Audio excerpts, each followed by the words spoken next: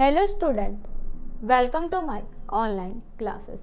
आप MSc final year में continuum mechanics की unit number 3 analysis of deformation in continuum पढ़ रहे थे और लास्ट वीडियो में हमने को मूविंग डेरिवेटिव और लाग्रांजियन इक्वेशन ऑफ कंटिन्यूटी के डायग्राम को समझा था। आज हम इस वीडियो में लाग्रांजियन इक्वेशन ऑफ कंटिन्यूटी के डेरिवेशन को फाइंड आउट करेंगे। तो लेट स्टार्ट विद, थोड़ी सी इसमें लैंग्वेज है तो देखिए क्या है। लास्ट वीडियो में हमने डायग्राम डिस्कस कर लिया। लेट R0 या R0 be region of any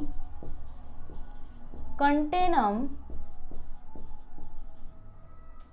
body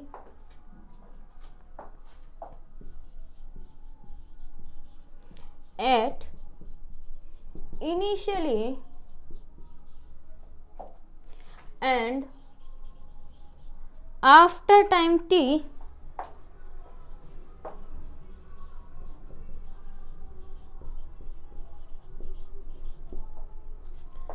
it's become RT, where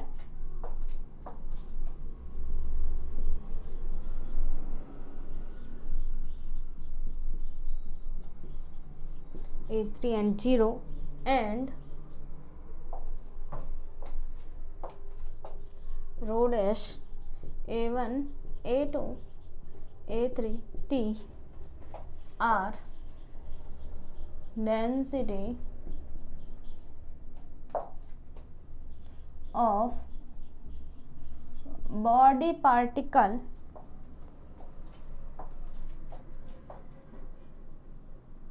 are density body at t equal 0 and t equal t पर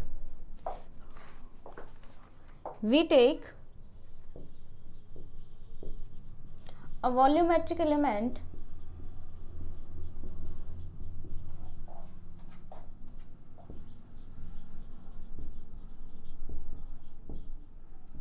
whose volume is dV0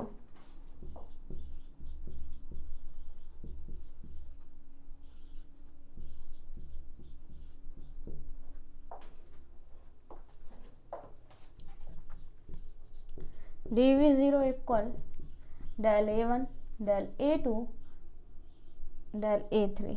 equation number 1, after deformation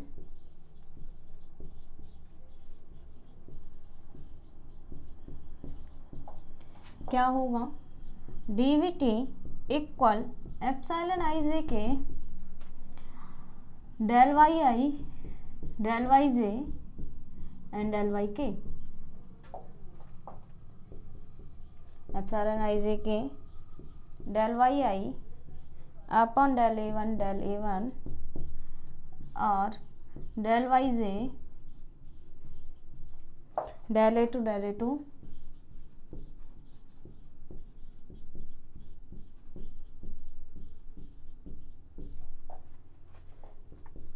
equal में epsilon i j के del y i upon में del a one del y j upon में del a two del y k upon में del a three del a one del a two del a three. dVt equal j del a one del a two del a three. Equation number 2, where j equal epsilon i j के del y i upon में del a one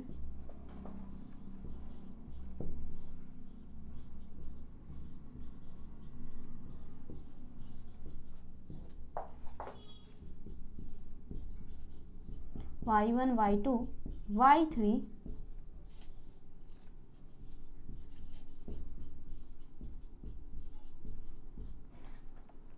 where j equal Jacobian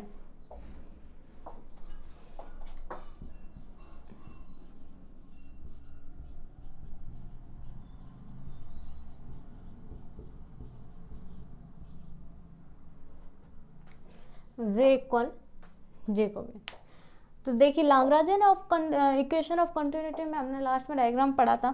तो अब क्या है, इस diagram के according हमारे पास derivation क्या आएगी, let R0 be region of continuum body at initial condition पर, यानी इनिशियल पोजीशन पर कंटिन्यूम बॉडी का रीजन का कितनी वैल्यू है, R0 है। एंड आफ्टर टाइम t, और टाइम t के बाद इट्स बिकम RT। R0 के बाद क्या हो जाता है, वो RT हो जाता है, यानी टाइम 0 की जगह t हो जाता है। Where row A1 A2 A3 और 0 एंड रो डैश की वैल्यू है A1 A2 A3 और t हो गई। क्यों, क्योंकि इनिशियल पोजीशन पर था तो क्या था, t की वैल्यू 0, और इंस्टेंट पोजीशन पर पहुंचा तो t यानी फ्लो कर दिया, यानी कि डिफॉर्म पोजीशन पर आ गया तो क्या हो गया, t हो गया। ठीक है, rho dash A1 A2 A3 and t। R density क्या है, किसी पार्टिकल की क्या है, डेंसिटी है ऑफ बॉडी पार्टिकल की डेंसिटी है एट t बराबर 0 पर एंड t बराबर t पर, t बराबर 0 और t बराबर t पर ये डेंसिटी है। We take a volumetric element whose volume is dv0। एक हम क्या लेते हैं, वॉल्यूमेट्रिक एलिमेंट लेते हैं हुज वॉल्यूम, जिसका वॉल्यूम क्या है, dv0 है। तो दैट इम्प्लाइज dv0 इक्वल क्या हो जाएगा, del A1 del A2 and del A3, del A1 del A2 del A3। अब आफ्टर डिफॉर्मेशन के बाद में क्या होगा, ये dv0 की वैल्यू t हो जाएगी।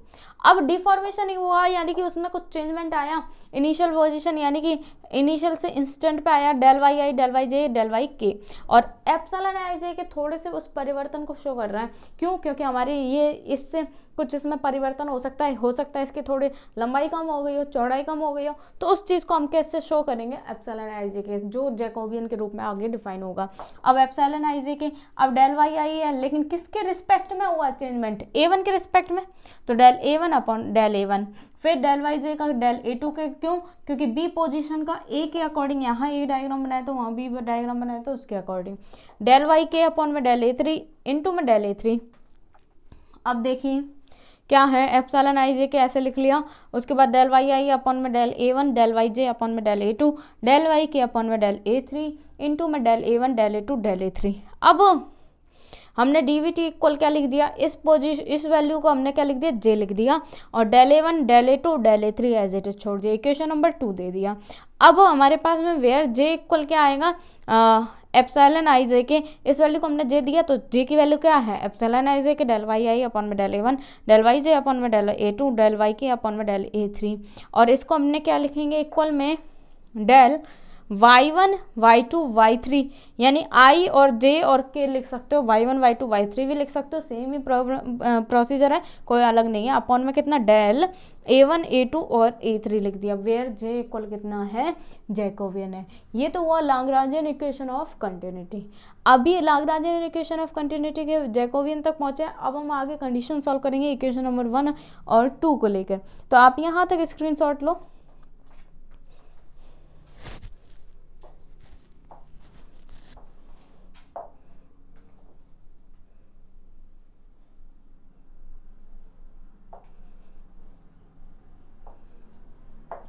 अब देखिए 1 और 2 को लेके हम सॉल्व कर देंगे, तो कंडीशन देखिए,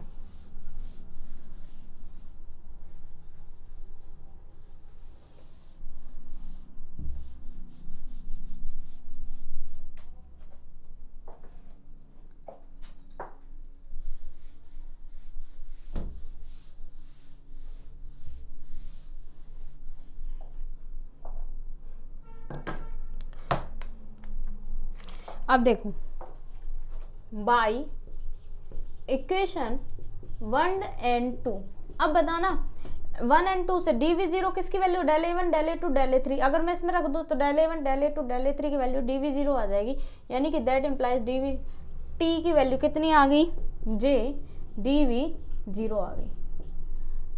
ठीक है, अब आगे बढ़ेंगे।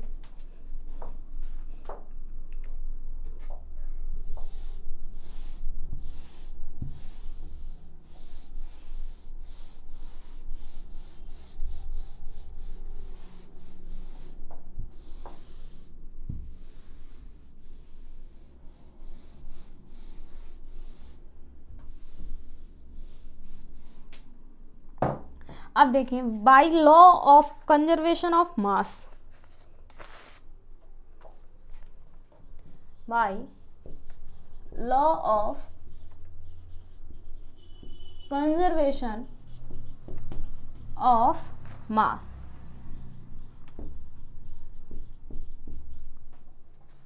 कितना होगा r0 rho a1 a2 a3 0 dv 0 equal में rt rho a1 a2 a3 and t dvt।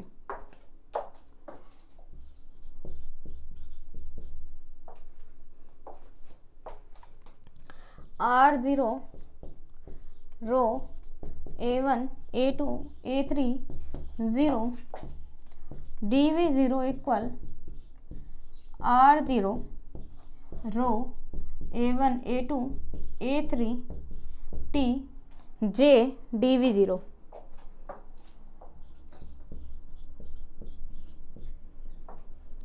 now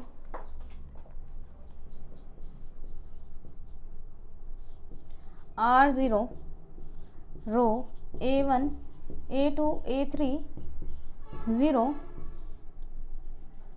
minus में ये वैल्यू आ जाएगी j dv, ठीक है, minus rho a1 a2 a3 t j dv 0 equal 0। अब लिखेंगे इंटीग्रल इज नॉट 0, नॉट 0।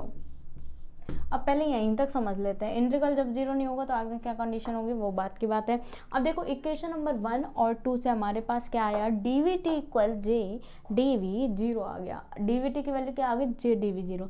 अब bye law of conservation of mass, conservation of मास के लॉ से, ये फिजिक्स का प्रॉपर फिजिक्स वे में अगर आप डिस्कस करना चाहो तो आप देख सकते हो गूगल पे सर्च करके, इसका कंजर्वेशन ऑफ मास की बहुत बड़ी यूनिट्स निकलती हैं। तो ये आपकी बुक में डायरेक्ट ही गिवन है कि इस पोजीशन को r0 को हम किसके रूप में गिवन करते हैं, rt के मानते हैं, यानी कि r0 इंटीग्रेशन ऑफ r0 यानी अनडिफॉर्म पोजीशन का इंटीग्रेशन। अब इंटीग्रेशन क्यों कर रहे हैं, क्योंकि हमारे पास वॉल्यूमेट्रिक एलिमेंट लिया था हमने, छोटा सा पार्टिकल का एलिमेंट लिया था, और पूरे का निकालना है तो क्या निकालते हैं, इंटीग्रेशन निकालते हैं। तो हम क्या निकालेंगे, r0 integration r0 rho a1 a2 a3 और 0 dv 0 इक्वल में क्या होगा rt, ठीक है, क्यों, क्योंकि डिफॉर्म पोजीशन पर पहुंच गया, तो रो a1 a2 a3 और t dv t। अब यहाँ पर ये r0 है, रो a1 a2 a3 0 है, dv 0 है। अब इस कंडीशन को हमने क्यों चेंज किया, क्योंकि t की वैल्यू 0 रखेंगे क्योंकि तब भी सेम आएगा, यानी अनडिफॉर्म पोजीशन पर, लेकिन अनडिफॉर्म पोजीशन पर नहीं लेके आ रहे, क्यों नहीं लेके आ रहे, क्योंकि dvt इक्वल जे dv 0 लिख सकते हैं हम। अभी हमने ये पढ़ा dvt इक्वल कितना जे dv 0, तो dvt इक्वल कितना जे dv 0, लेकिन यहाँ पर भी r0 आ गया, क्यों, क्योंकि जब यहाँ पर वॉल्यूमेट्रिक एलिमेंट का dv के पार्टिकल का 0 है तो जो रीजन होगा वो खुद 0 में डिफाइन होगा, बट यहाँ 0 नहीं होगा। क्यों नहीं होगा, क्योंकि डिफॉर्म पोजीशन पर है, उसकी तो वैल्यू रखी है ना हमने, dvt की वैल्यू रखी है, वापस पीछे वाली पोजीशन पर नहीं लेके आई, वैल्यू रखी है तो 0 में है, तो ये भी किस पे डिफाइन होगा 0 पर। अब दोनों वैल्यू को हम इधर ले आए, नाउ क्या हो गया r0 rho a1 a2 a3 0 minus रो a1 a2 a3 t और j dv 0 तो इक्वल में 0। अब इंटीग्रल इज नॉट 0, जब इंटीग्रल 0 नहीं है इसको इधर ले आए, माइनस हो गया, इक्वल में 0 हो गया। अभी क्या बोला है, इंटीग्रल इज नॉट 0, इंटीग्रल जब 0 नहीं है तो क्या, कौन सी वैल्यू 0 होगी, तो यानी कि इंटीग्रेशन के अंदर की वैल्यू गिवन 0 होगी, तो अंदर की वैल्यू गिवन होगी, तो देखो rho a1 a2 a3 0 minus rho t j equal क्या होगा 0।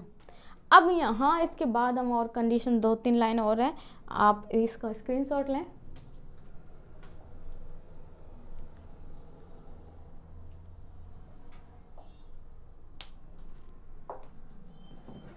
अब देखिए आगे,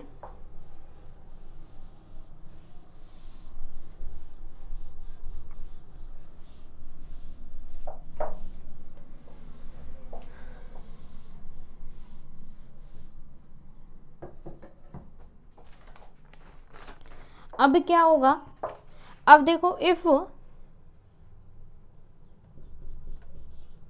रो a1 a2 a3 0 is constant, then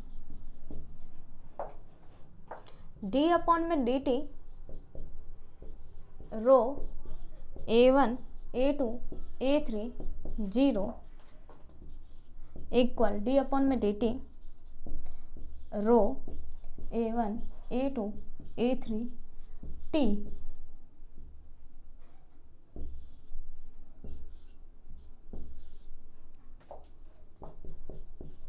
d upon में dt rho j equal 0. This is continuity equation in Lagrangian form. Lagrangian form की कंटिन्यूटी इक्वेशन आ गई.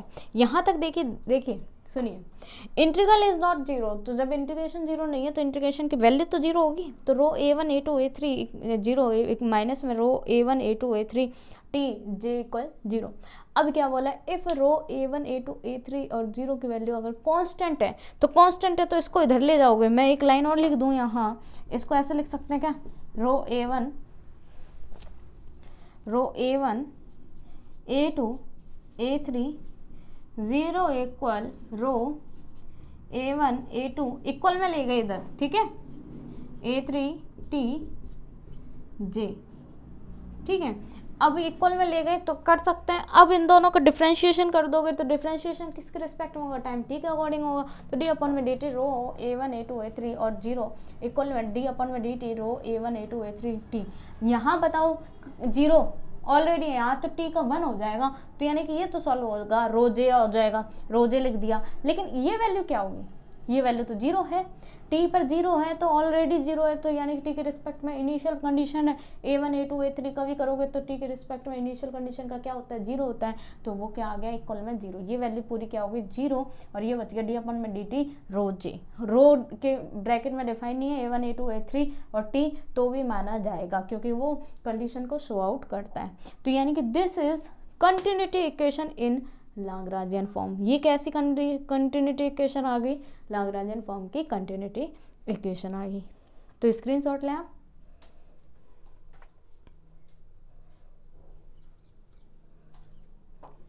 तो देखिए इस वीडियो में हमने पढ़ा लाग्रांजियन इक्वेशन ऑफ कंटिन्यूटी. अब हम नेक्स्ट वीडियो में पढ़ेंगे आइलरियन इक्वेशन ऑफ कंटिन्यूटी, यानी आइलरियन कंडीशन में कंटिन्यूटी इक्वेशन को सॉल्व आउट करेंगे और उसकी डेरिवेशन फाइंड आउट करेंगे. और लास्ट वीडियो में आपने इसके जो डायग्राम है उसके बारे में चर्चा की थी, तो आप उस वीडियो को ज़रूर देख लें. Thank you so much.